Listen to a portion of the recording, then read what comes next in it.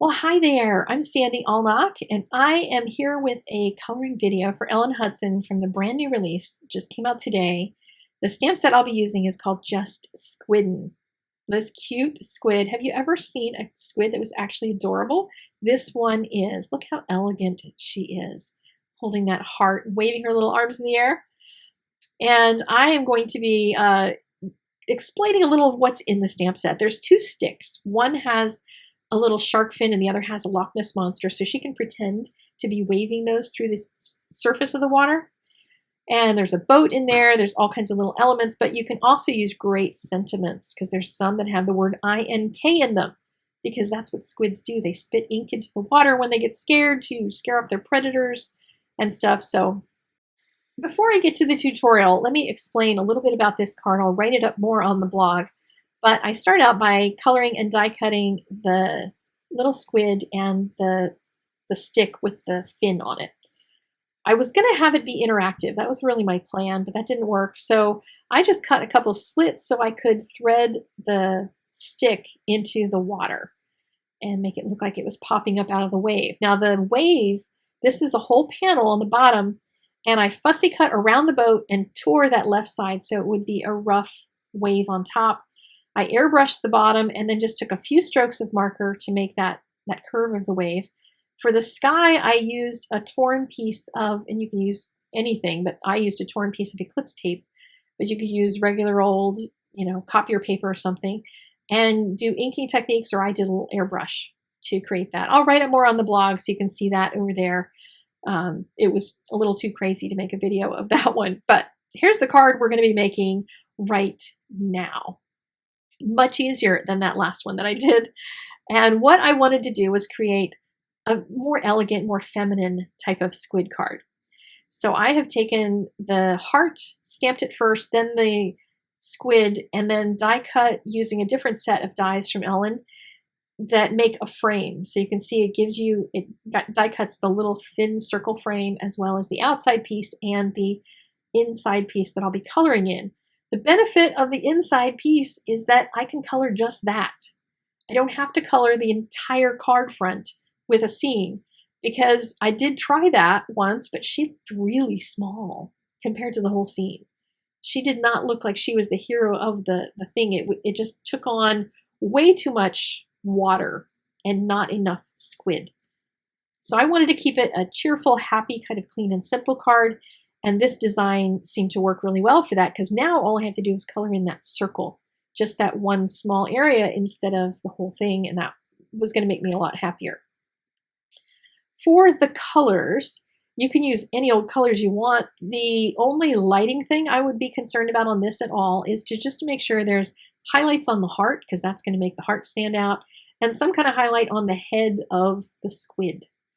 And once you have those two things down, let the arms go wiggle any old way they want. Don't worry about highlights and shadows or anything. I'm just going to mix in different blues and greens and let them merge together and not really worry about what colors they are. I'm just going to mush and that sort of thing.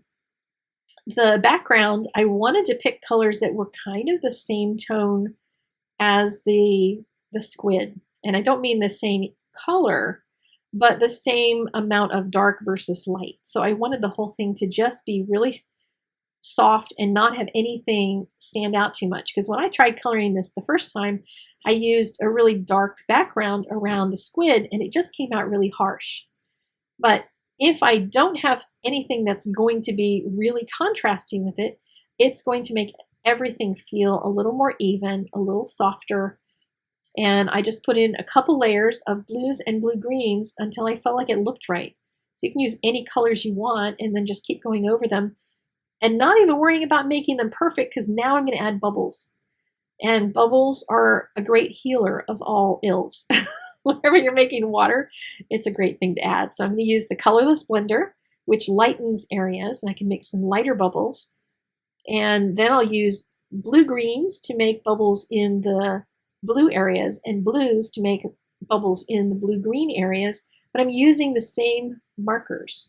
I'm trying to keep the same tonality overall. I'm not using really dark colors to do this. I'm not adding in really dark bubbles. That's going to give it all a very soft and airy feel instead of being too contrasty. And I know I usually like contrast, but on this one, it just didn't feel right. So for the assembly of the card, I put some dimensional adhesive on the back, making sure to put some around that circle so it doesn't collapse in. And for the center panel, also have some dimensional adhesive and leave off that round circle frame around it. Now for the sentiment, I have some dimensional adhesive right under the middle of the sentiment, and I'm tucking the other parts of it under that outside frame with some regular flat adhesive under those. So it almost looks like the sentiment is hugging the picture in the circle, which is kind of nice. You could make it flat, but why not add just a little something special to it? So there is my very sweet little card. Does somebody need a hug? I certainly need one. I am pandemic challenged and I need a hug big time from somebody who does not have a fur coat on. Well, over on my blog, I have a couple of string art cards using these die sets from Ellen that just came out in this release, and I'll show you how to make those using these. They're lots of fun to do. Just get yourself some embroidery thread, and these are just, they're going to be addictive. I'm just going to tell you that right now, so maybe you shouldn't get the dies because you're going to have too much fun with them. They make beautiful cards. So check that out over on my channel. I'll put a link to that in the doobly-doo as well as over on Ellen's blog. And that is it today. I will see you again very soon. Go get something fun for the new release. Treat yourself and then go make something beautiful.